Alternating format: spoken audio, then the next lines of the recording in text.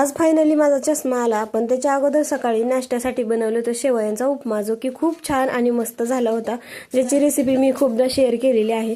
तर छान असा उपमा खाल्ला आणि मस्त असा पाऊस आला होता सकाळी सकाळी, तर खूप छान आणि थंड असं वातावरण झालं होतं. नंतर बहिणीसोबत हॉस्पिटलला निघालेले म्हणून छान असं आवरलं होतं.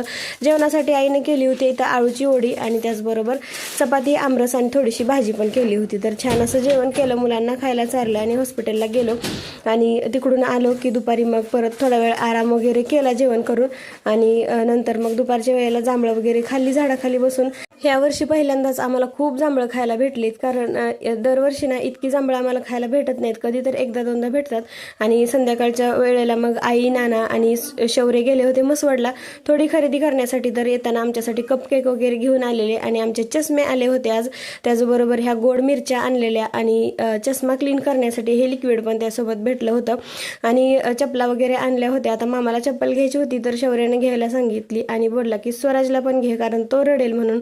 नंतर मग हे चष्मे आमच्या दोघींचे 2 आणलेले आणि हे धोंड्या महिन्यासाठी, अधिक महिन्यासाठी 2 ताटं आणि 2 दिवे आमच्या दोघींसाठी आणले होते. मुलांना कपडे आणले होते, शौर्यला आणि स्वराजला, त्याचबरोबर बाळाला पण आणले होते.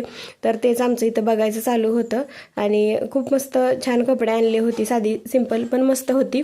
आणि हा आला होता नोटबुक घेऊन आणि त्याचबरोबर हे बत्ताशे आणले होते जे की धोंड्या महिन्यासाठी लागतात. आणि मग मस्त आवरून वगैरे ठेवलं, आणलेलं सगळं सामान होतं ते. आणि चष्मा घालून बघितला तर खूप मस्त वाटत होता चष्मा. मला नंबर लागल्यापासून हा माझा 3रा चष्मा आहे, पण मला हा चष्मा सगळ्यात जास्त आवडला होता, खूप मस्त वाटत होता. आणि गावाला आल्यापासून मी मुलांना रोज संध्याकाळी आंघोळ घालत असते, कारण त्यांना खूप घामोळ्या येतात आणि उष्णतेचा त्रास होतो म्हणून.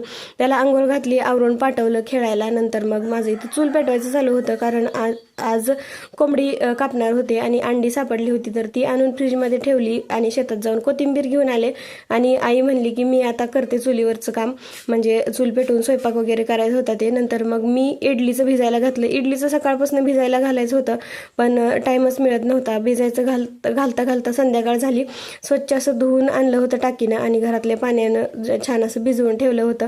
वडिलांनी कोंबडी वगैरे कापून आणली होती, तर त्यांनी ते कापायला, कट करायला घेतलं होतं आणि आईचं इकडं भाकरी करायचं चालू होतं. मग मी लसूण कोथिंबीर निवडून दिली. इथं वडिलांना हळद मीठ दिलं, त्यांनी छान असं मॅरिनेशन वगैरे केलं होतं मटणचं आणि मग ते मी आईला नेऊन दिलं. भाकरी वगैरे करून झाले की मस्त आईने चुलीवरती मटण करत होती, तोपर्यंत मग मी मस्त सगळ्यांना चहा केला होता आणि बहिणीनं मसाला वगैरे करून दिला. मस्त मटण बनलं होतं चुलीवरती, खूप मस्त आणि खूप छान लागत होतं. आणि बहिणीच्या हातची स्पेशल रेसिपी म्हणजे मसाला अंड, ते खूप छान बनवते, तर ते पण बनवलं होतं. मस्त भाकरी केल्या, संध्याकाळचं जेवण केलं होतं. व्हिडिओ आवडला तर लाईक करा. Bye bye.